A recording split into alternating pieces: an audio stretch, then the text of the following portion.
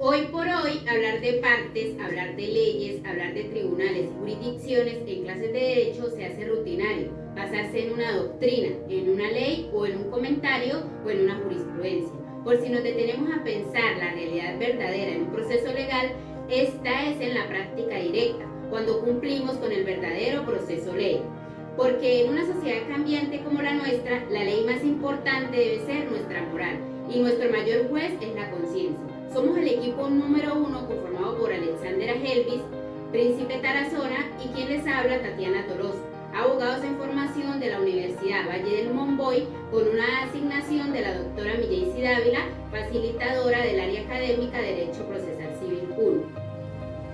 El objetivo del tema es comprender la importancia de las partes en el proceso como sujetos activos o pasivos de una determinada pretensión, destacando la capacidad jurídica y capacidad procesal, que deben tener a efectos de iniciar un proceso en nombre propio o mediante presentación procesal. Los contenidos que vamos a tratar son qué entendemos por parte del proceso, capacidad para ser parte, la presentación procesal, la acumulación, la litis consorcio y la presencia del Ministerio Público dentro de la relación procesal.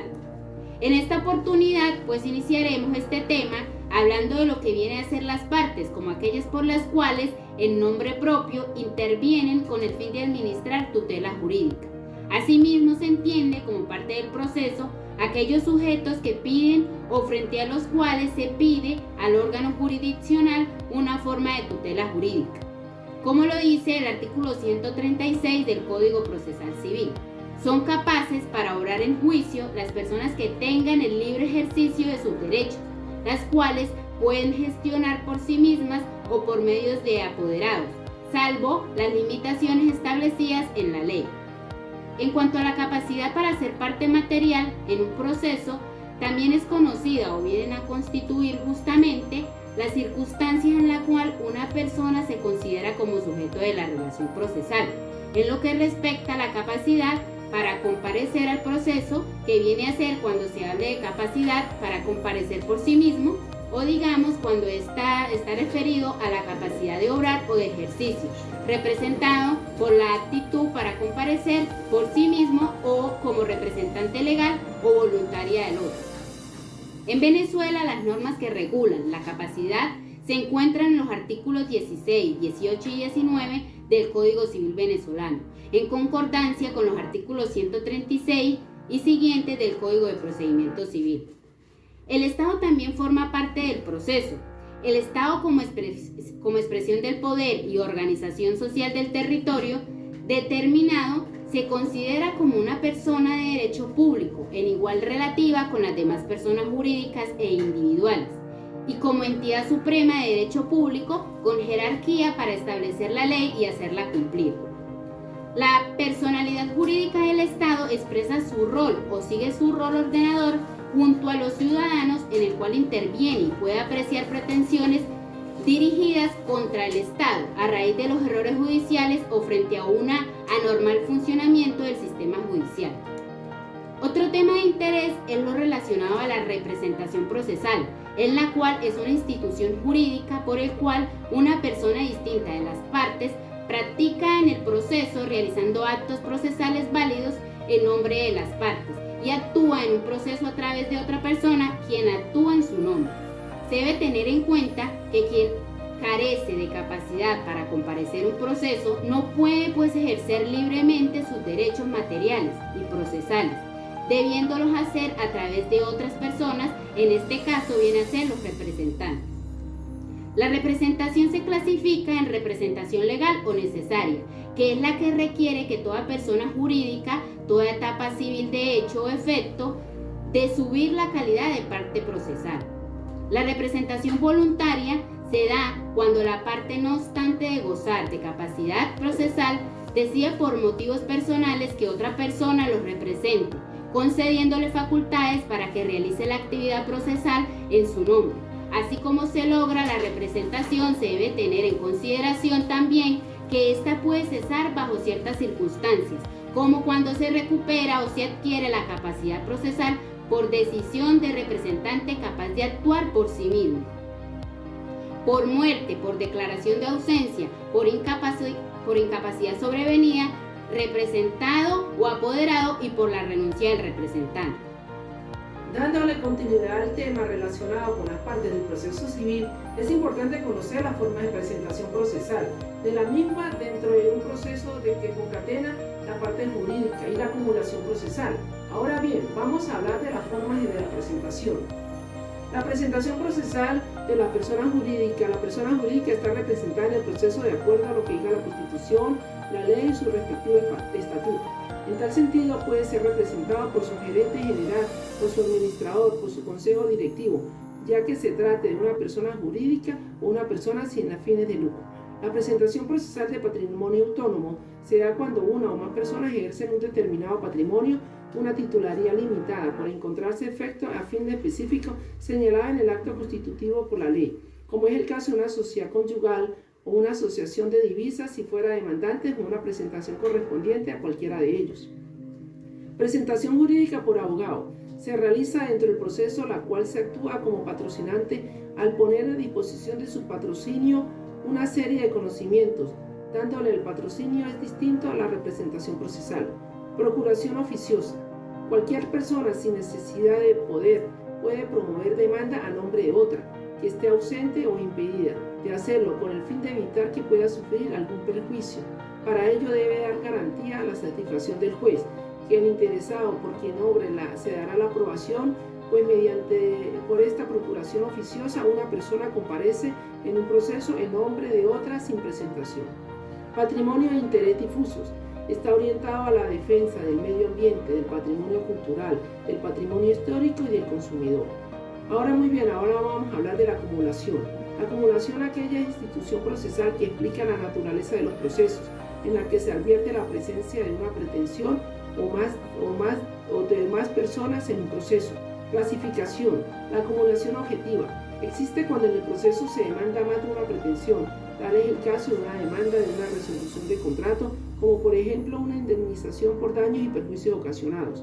Acumulación objetiva originaria de pretensiones, que se refiere a dichas pretensiones no sean contrarias entre sí, salvo que se proponga en forma alternativa o subordinada, resultando uno de los elementos indispensables para la procedencia de acumulación que exista conexibilidad entre sí. En tal sentido, existe conexibilidad cuando se presentan elementos comunes entre dichas pretensiones o se acumulan elementos afines entre ellas. Objetiva originaria subordinada. Aquí se presentan pretensiones que tienen una relación de principal al subordinado, en tal sentido, sino que se ampara en una de ellas. Ello conduce a que el juez, al pronunciarse respecto a otra, en ella se presentan pretensiones que tienen una relación de principal a subordinada. El desemparo de una conduce al juez a pronunciarse respecto a la otra. Objetiva originaria alternativa. No estamos refiriendo cuando el demandado puede elegir por cualquiera de las pretensiones demandadas en ejecución de la sentencia. Tal es el caso de la demanda de una obligación de $10,000 por la entrega de 4 computadoras portátiles de última generación. En tal sentido, el demandado es quien elige la pretensión que se va a cumplir. En este caso, el demandante en su demanda propone 2 pretensiones, de tal manera que el demandado tiene la facultad de elegir cuál de las pretensiones debe cumplirse. Si el demandado no ejerce la facultad de elegir la pretensión de cumplir, el demandante es quien elige la ejecución de la sentencia. La objetividad originaria accesoria. En este caso, el demandante propone varias pretensiones, advirtiendo una de ellas tiene la calidad principal. En tal sentido, al ampararse la pretensión principal, se ampara también el accesorio. Tal es el caso de la demanda de divorcio, accesoriamente tenencia y alimentos. El demandante propone varias pretensiones, advirtiendo que una de ellas tiene la calidad de principal y las otras son pretensiones que dependen de la propuesta como principal. Por ejemplo, la razón toma el nombre de accesorias. El código permite la acumulación de procesos cuando existe conexibilidad, que en la doctrina se conoce también con el nombre de conexión impropia, es decir, deben existir elementos fines entre las pretensiones distintas y no la conexión propia presente en las pretensiones que derivan del mismo título o causa. Acumulación objetiva sucesiva. Se produce cuando a la aparición de la pretensión, después de la pretensión de la demanda, tal es el caso de que la demanda de la resolución de un contrato o reconvención por indemnización, Acumulación subjetiva. Esta modalidad tiene lugar en un actor del demandado, la acumulación activa y pasiva respectivamente, o entre más de un demandante o la acumulación mixta. La sustancia es justamente en un proceso único la pretensión conexa, por lo cual por el objetivo de puede apreciar en esta figura se pierde la presentación de dos o más personas dentro de un proceso, ya sea como demandante o como demandado. Esta a la vez puede ser activa, pasiva o mixta. Manteniendo el hilo de exposición en cuanto al tema de investigación sobre lo que son las partes presentes en el proceso civil y tomando en cuenta lo que mis compañeros hablaron anteriormente, a mí me toca hablar sobre lo que es la litis consortio. Al hablar de litis consortio, nos colocamos inmediatamente frente a los procesos civiles con pluralidad de partes. En tal sentido, podemos hablar de litis consortio activo, litis consortio pasivo y litis consortio mixto. En el litis consortio activo se habla que allí existen varios sujetos y se encuentra en la posición de demandantes. Número 2. En el litis consortio pasivo es cuando los sujetos figuran como demandados. Pero en el número 3, que es el litis consortio mixto, es cuando constatamos la existencia en el proceso de varios demandantes y varios demandados. También aquí podemos hablar de litis consortio inicial y de litis consortio sobrevenido. Situación esta última del litis consortio sobrevenido que puede darse en los casos de suceso de sucesión procesal o de intervención litisconsorcial de terceros en el proceso. Según el Código de Procedimiento Civil, en el artículo 146, allí nos explica que podrán varias personas demandar o ser demandadas conjuntamente como litisconsortantes, siempre y cuando que se hallen en estado de comunidad jurídica con respecto al objeto de la causa y cuando tengan un derecho o se encuentren sujetas a una obligación que derive del mismo título. Es muy importante recordar que los sujetos procesales son personas capaces legalmente para poder participar en una relación procesal de un proceso, ya sea como parte esencial o como parte accesoria. Estos pueden estar de acuerdo a su importancia y se pueden clasificar en fundamentales, connaturales y eventuales. Es decir, son sujetos procesales las partes, el actor y el demandado, el juez, los auxiliares, los peritos, los interventores, los martilleros y los fiscales. Pero allí también se puede incluir el Ministerio Público. Y el Ministerio Público en Venezuela es un organismo rector del poder ciudadano de nuestro país, conjuntamente con la Defensoría del Pueblo y la Contraloría General de la República. El Ministerio Público en Venezuela, en el artículo 285 de la Constitución de la República de Venezuela, nos habla que es encargado de ejercer la acción penal en nombre del Estado venezolano. También de garantizar que los procesos judiciales estén al respecto y se lleve correctamente los derechos y las garantías constitucionales. Número 2. El Ministerio Público también garantiza la celeridad y buena marcha de los administradores de justicia en el juicio y previo o debido a este proceso. El número 3.